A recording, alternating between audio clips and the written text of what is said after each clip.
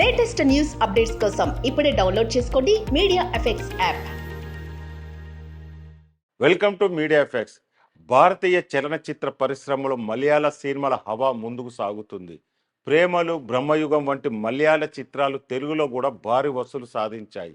తాజాగా మంజుమల్ బాయ్స్ చిత్రం మలయాళ సినిమా రికార్డులను తిరగరాసింది. ఏకంగా 230 కోట్లు వసూలు చేసి ఘనత సాధించింది. తెలుగులోని ఈ సినిమాకు అద్భుతమైన స్పందన వచ్చింది. థియేటర్లో ఇంకా ఆడుతున్న ఈ చిత్రం ఓటీటీ వేదికగా ఉన్న డిస్నీ ప్లస్ హాట్స్టార్లో మే 3 నుంచి ప్రసారం కానుంది.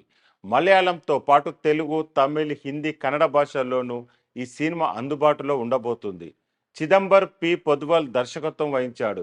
ఇక ఈ సినిమా కథా విషయానికి వస్తే యథార్థ సంఘటన ఆధారంగా మంజుమల్ బాయ్స్ తెరకెక్కింది.